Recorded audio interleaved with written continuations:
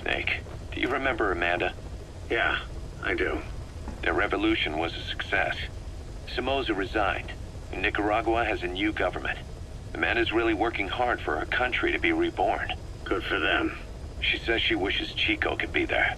That revolution was the dream. For Amanda, for Chico, and their father. That chopper was no place for Chico to die.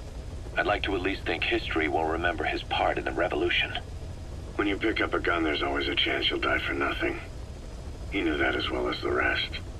Now that he's gone, it's up to the rest of us to decide what it was all worth. If we don't, there's nothing to prove that Chico ever lived at all. We're his mark on the world.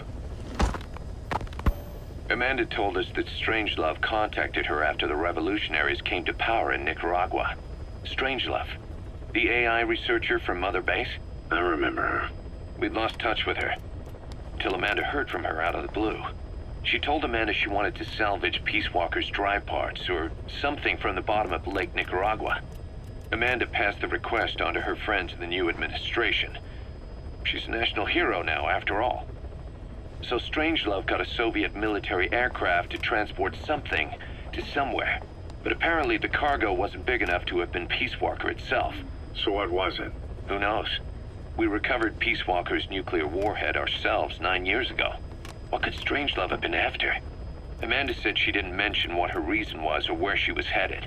Nicaragua is a socialist state now. And with Amanda vouching for her, the government didn't feel the need to concern itself with the details. All Strangelove told Amanda was that she was going to continue her research, and that the rest was a secret. Right before the attack, Huey was in the control tower to prepare for the inspectors. He was with them when it all went down. The control tower collapsed with the rest of it strut. His body was never recovered. But he was the one who met the inspection party when they arrived.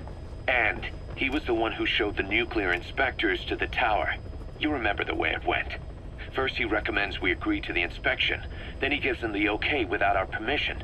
All the time acting as if he was doing us a favor. On top of that, he even had the guards disarmed that day. It would send the wrong message, he said. Whatever the angle, it all leads back to Huey. I curse my own stupidity for not realizing sooner. Huey escaped with that unit by chopper. I've been hunting him for 9 long years. The other reason I was operating around Afghanistan was to dig up his location. Huey's in Afghanistan? Yes, and I have a good idea where. Now we just wait for the right moment. This time, we'll be the ones using him. He's going to tell us who our guests really were that used a fake nuclear inspection to blast our home into the ocean.